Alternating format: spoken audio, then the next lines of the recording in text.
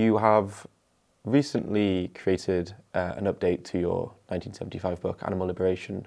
Why have you decided to do that?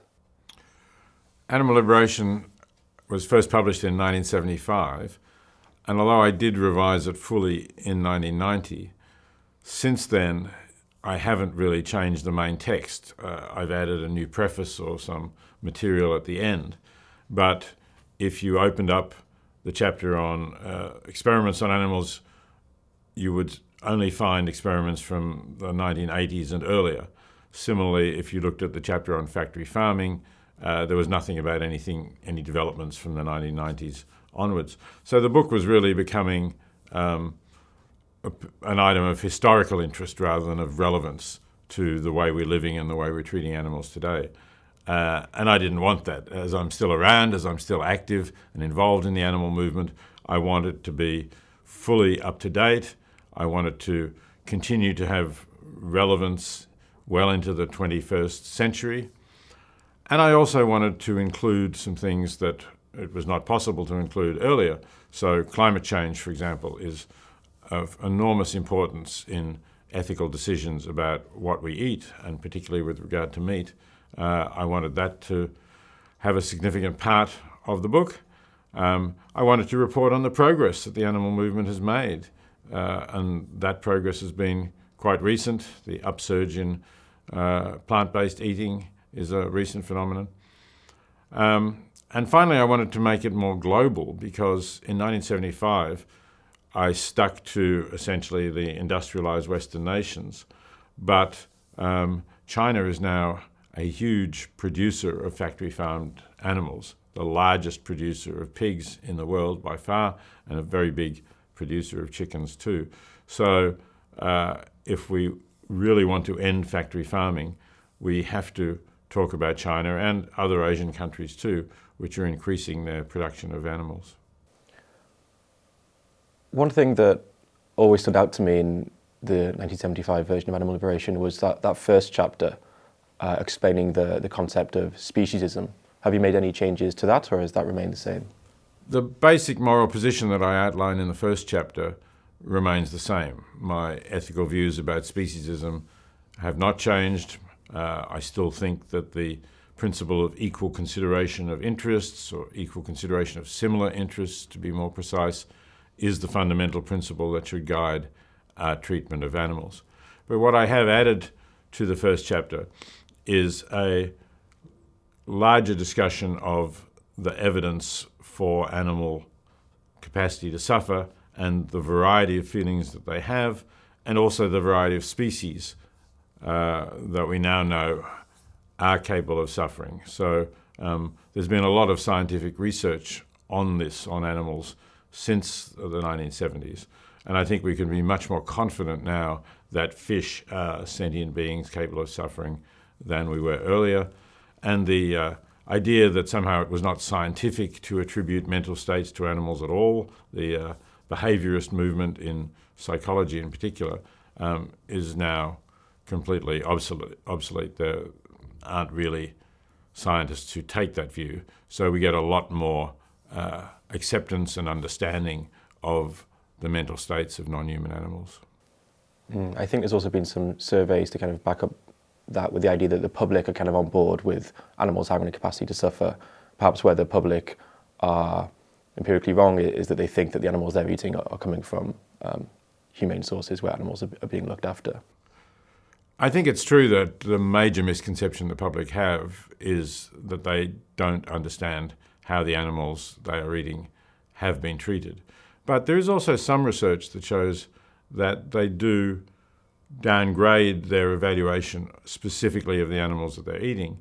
And even if there was one experiment in which they were asked their perceptions of a range of animals, and then they were distracted by doing other things, then they were told that for lunch they would be having, and half of them were told they would be having beef, and the other half were told they would be having something plant-based. And the ones who were, then they were sort of re-examined on their attitudes to animals, and the ones who were told that they were having beef gave lower estimates of the capacities of cows than the ones who were told they were having something plant-based. So even in the short term, they'll lower their thoughts about animals when they know they're going to eat them.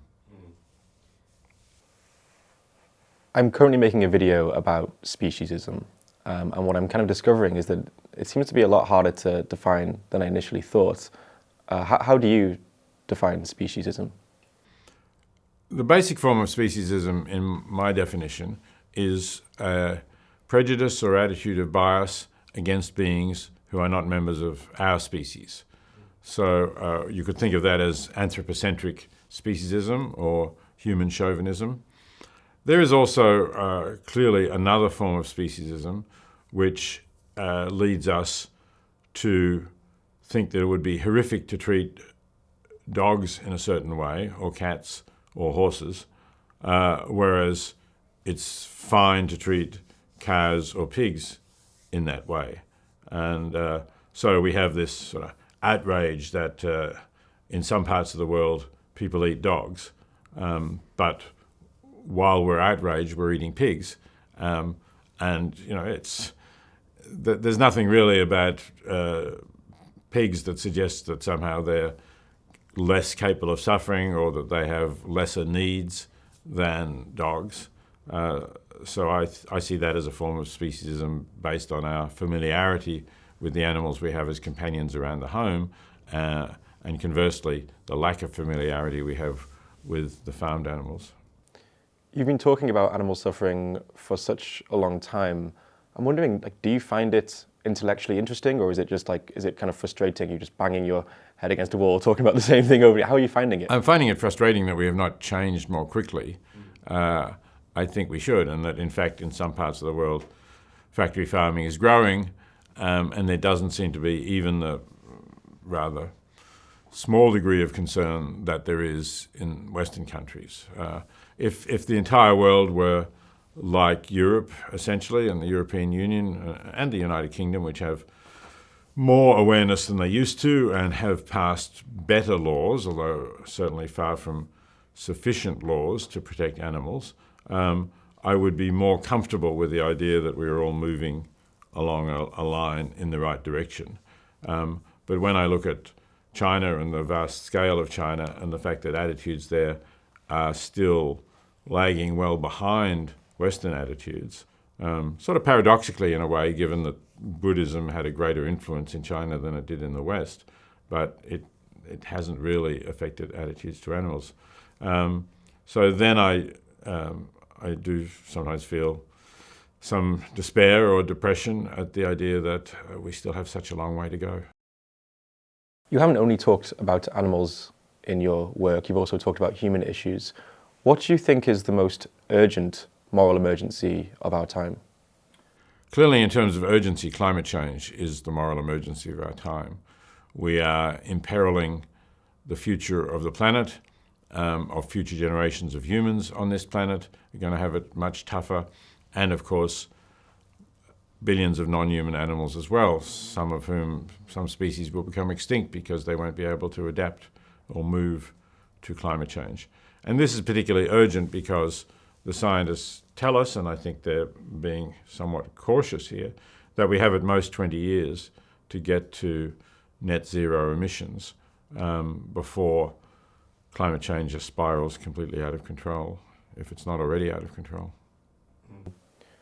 When it comes to species extinction, do you see that as like a wrong to the animal, to the species, or do you see a distinction between looking at things from the perspective of the species versus the perspective of the well-being of the individual animals?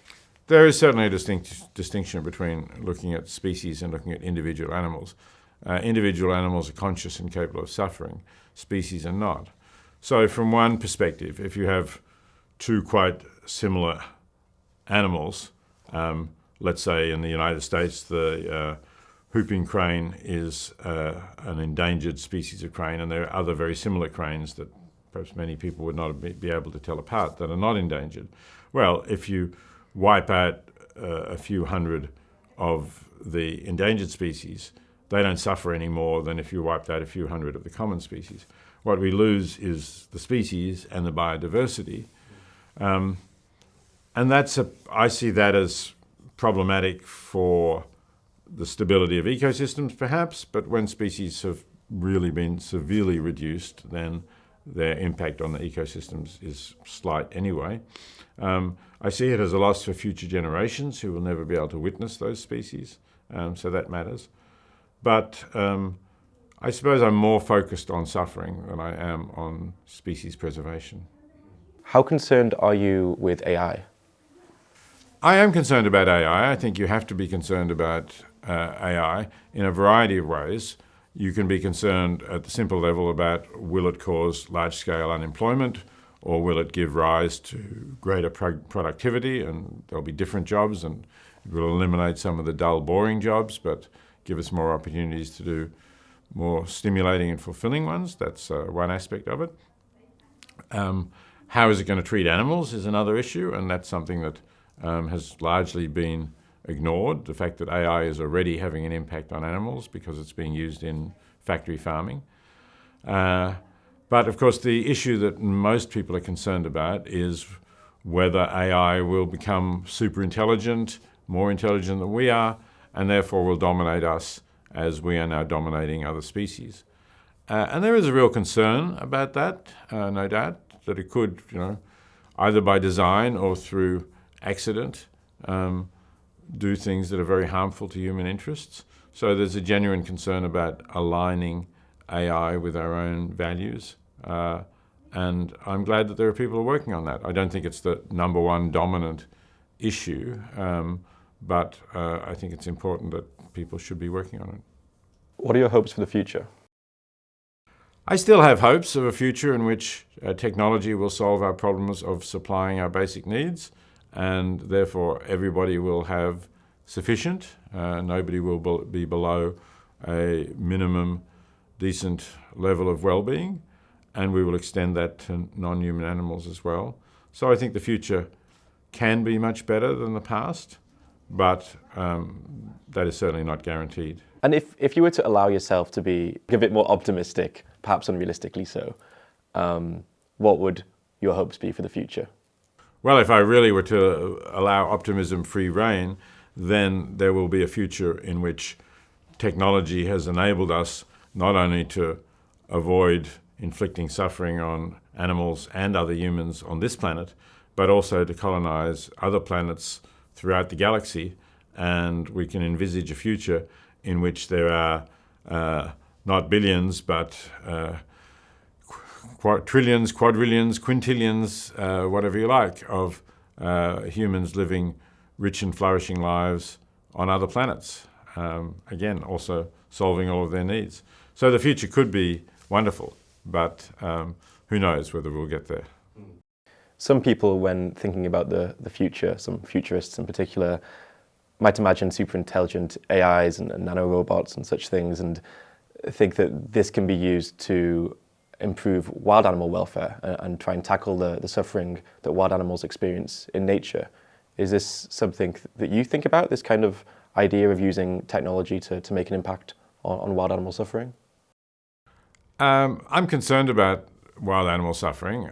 I think it's a sad fact about the world we live in that there is an immense amount of suffering in addition to that caused by humans, and that the process of evolution has built into it a lot of suffering. To me, it's a proof that this world was not created by a divine, omniscient, and omnibenevolent being.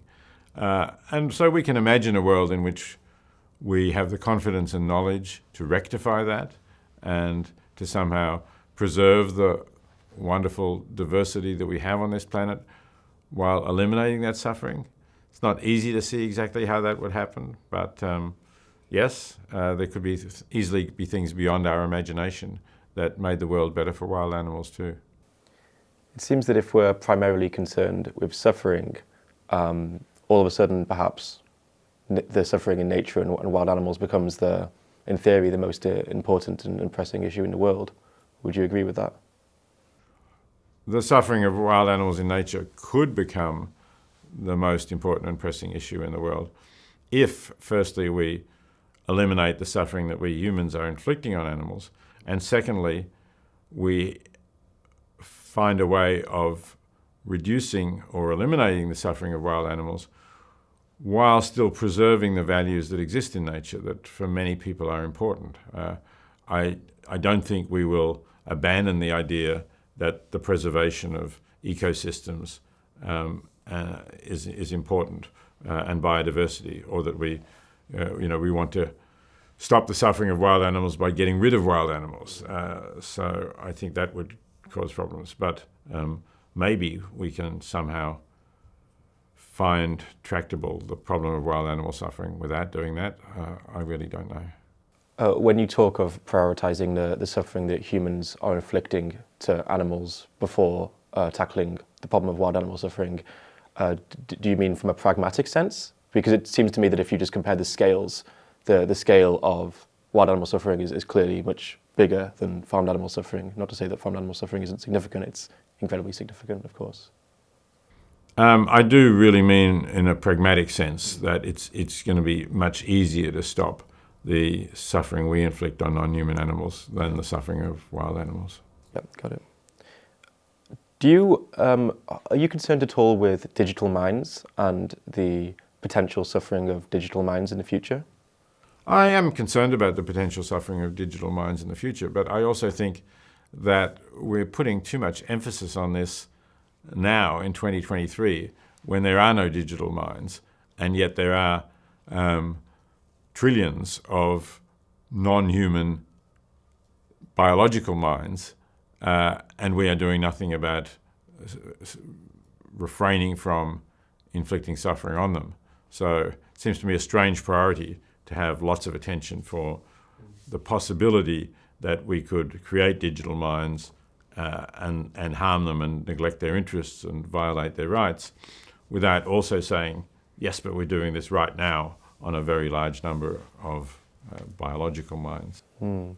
Perhaps part of the reasoning is that preventing a terrible amount of suffering occurring in digital mines might be easier than stopping it once it's already started. Maybe you can imagine that if we made moral progress and focused on the issue of potential factory farming or animal suffering before it actually came into existence on the scale that it has, maybe we could have prevented a hell of a lot of suffering from coming to be. Yeah, I agree. We should have prevented it before it started, and it's reasonable to say we should prevent the suffering of digital mines before it starts. Yeah, it's just that the kind of so much urgent suffering staring us right in the face today that it seems strange to you to kind of have this kind of very long-term approach. Exactly, and hypothetical still. We don't know that we will be able to create digital mines. We don't know when that will happen. So I think we probably, this is my guess, and I'm not expert, we probably have some time to think about the problem of mistreating digital mines before we actually have any. I wonder, have you read much of Brian Tomasic's work? And if so, what are your thoughts on that? I read some of Brian Tomasic's work quite a few years ago when, he'd written essays about wild animal suffering. And in your new book, one of the updates is exactly about wild animal suffering. Why did you decide to include an update on that, and what kind of things are you talking about in the book? I included a discussion of wild animal suffering in the book because that discussion exists.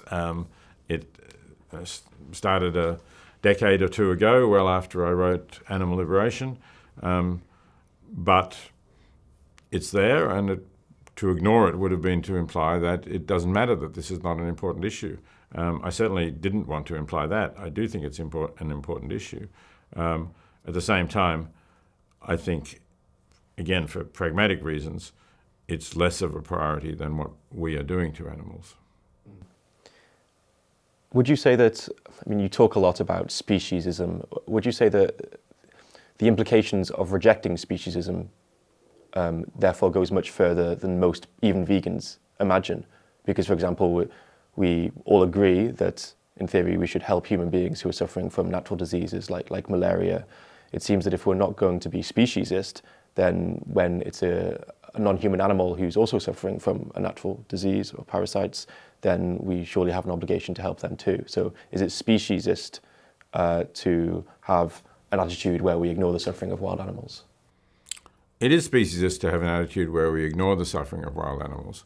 But in the case of wild animals, we are somewhat limited by our knowledge of what our interference will do to the ecological system. So some diseases which might cause suffering might also prevent that species from overpopulating and destroying the vegetation that they graze on, and they might then starve, which might be just as bad or worse than the suffering from diseases. So nature is a very complicated system, and we need to understand it and to know what kinds of interference will lead to minimizing suffering in the long run and be compatible with other values that we or some of us may believe exist in nature.